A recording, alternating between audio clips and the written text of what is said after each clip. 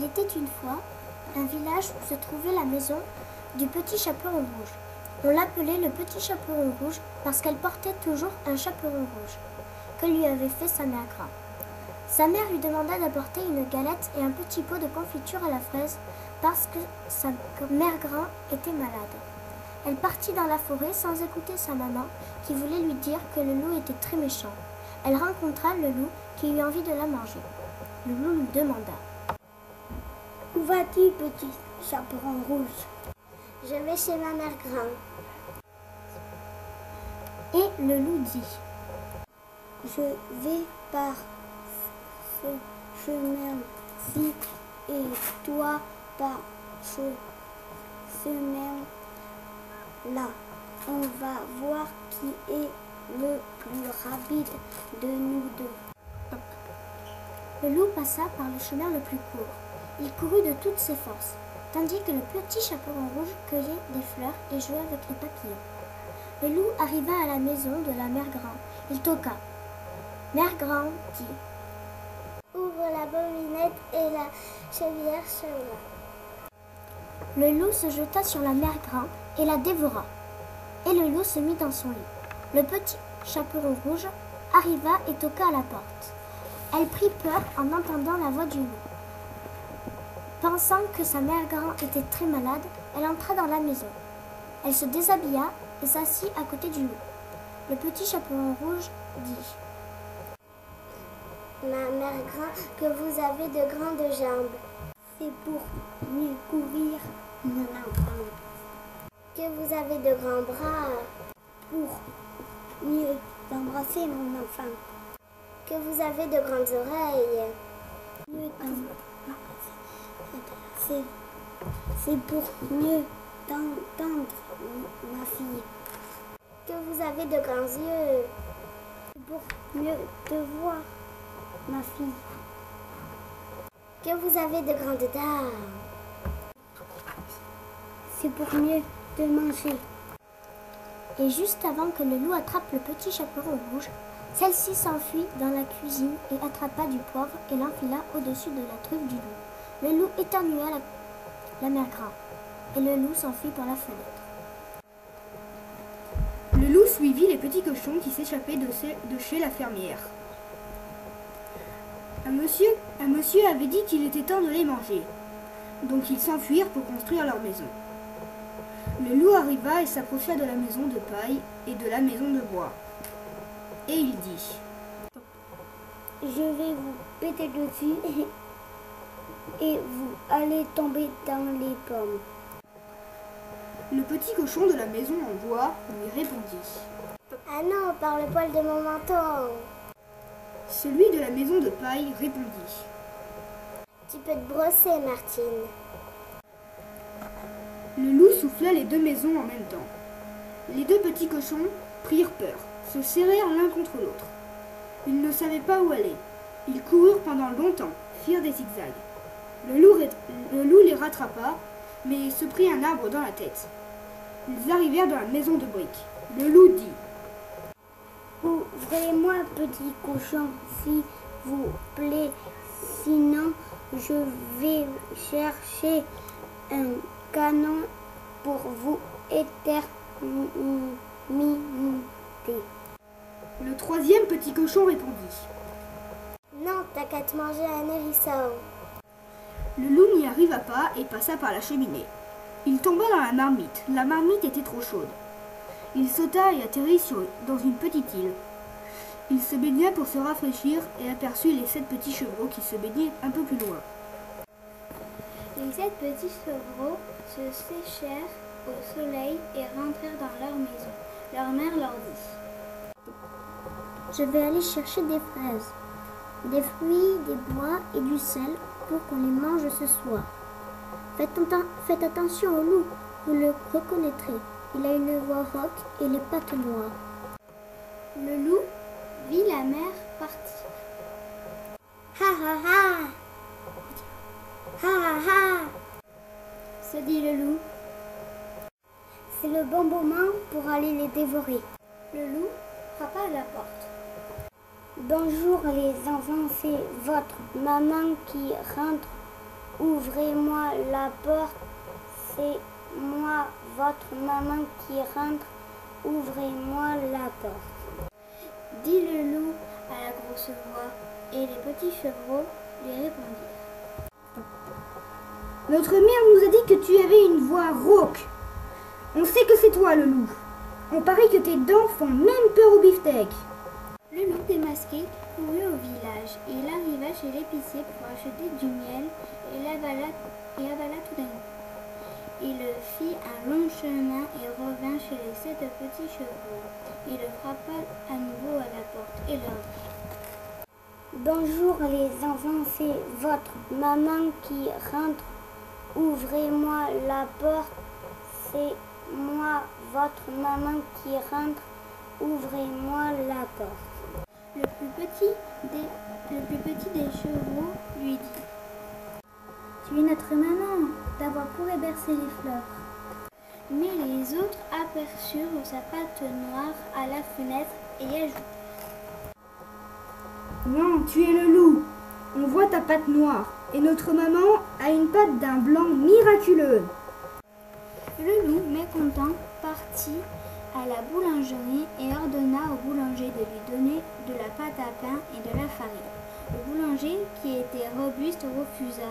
Le loup, entêté, lui dévora alors la main et le boulanger ne put plus refuser de lui donner ce qu'il voulait. Le loup retourna chez les 7 petits chevreaux. Sa main, blanche comme la neige, les chevreaux le laissèrent entrer dans la maison. Les chevreaux lui claquèrent la porte au nez et se cachèrent en panique un peu partout dans la maison, sous les tables, sous les meubles, dans leur linge.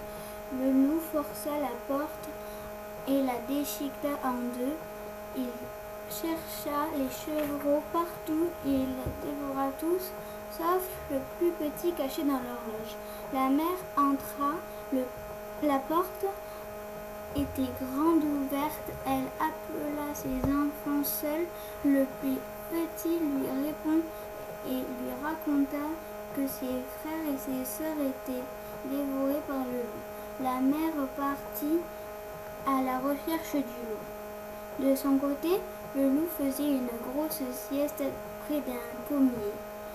La mère s'approcha vite le loup et distingua des formes bouger dans le ventre. Elle se dit: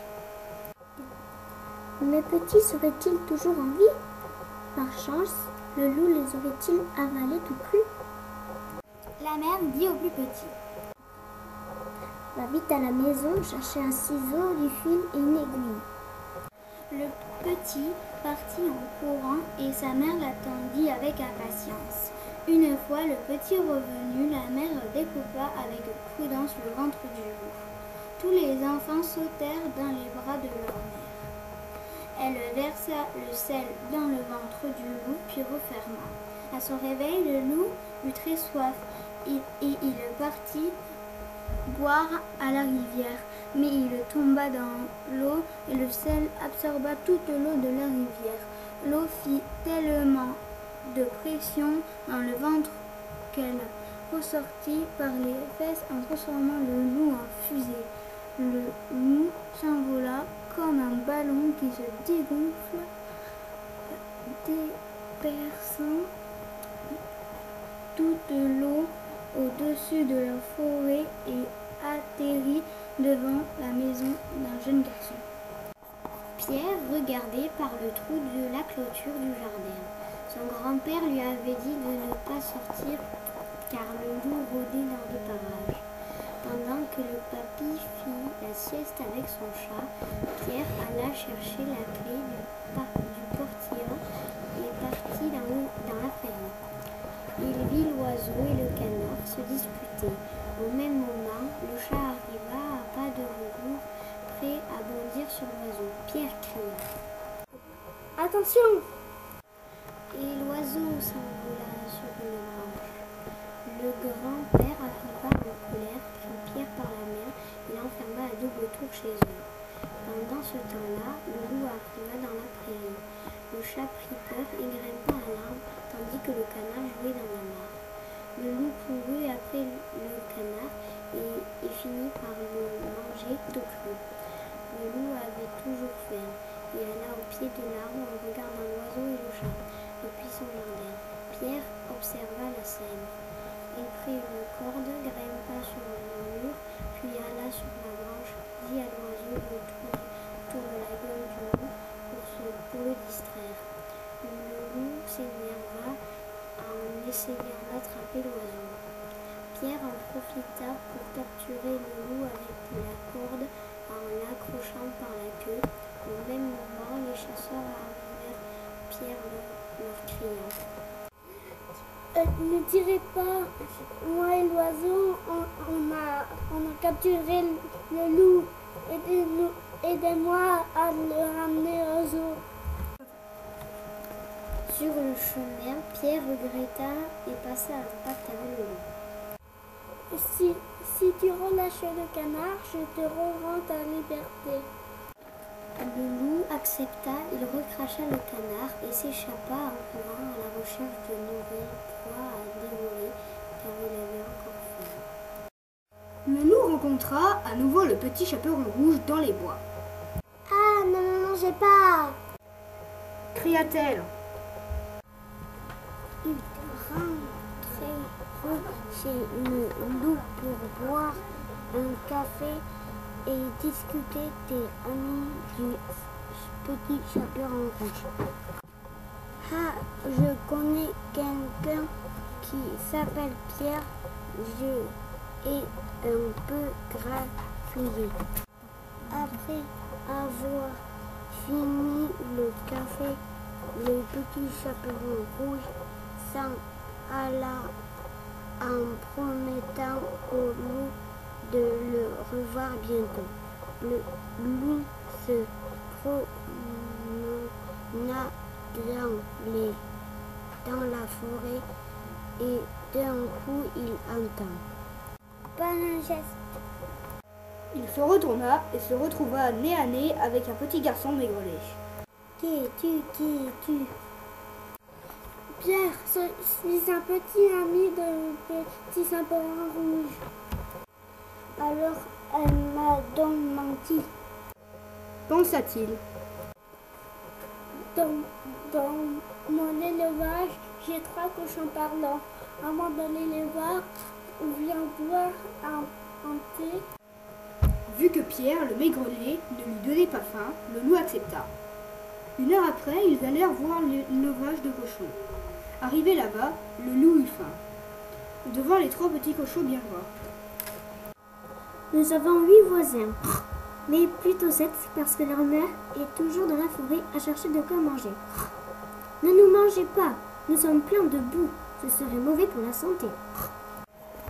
Le loup, dégoûté, voulut aller voir les voisins. Mais les 3 petits cochons l'invitèrent à boire une tisane. Le loup accepta, puis alla voir les voisins. En rentrant à la maison, il ne trouva personne. Il commença à pleuvoir. Le loup décida donc de rester à l'intérieur le temps de la pluie cesse. Il eut une envie soudaine de boire du lait.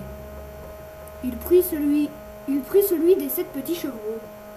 Après avoir bu tout ça, il se sentit fatigué. C'est alors qu'apparurent les 7 petits chevreaux.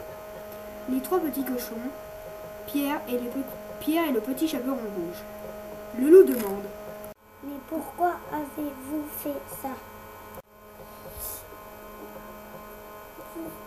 Pourquoi que tu me manges une banane? Ce n'est dit comment vas-tu devenir végétarien? Ils firent un repas végétarien pour finir la soirée tous ensemble. C'est à ce moment-là que le petit chaperon rouge tomba amoureuse du loup. Ils eurent un enfant qu'ils appelèrent Cerise.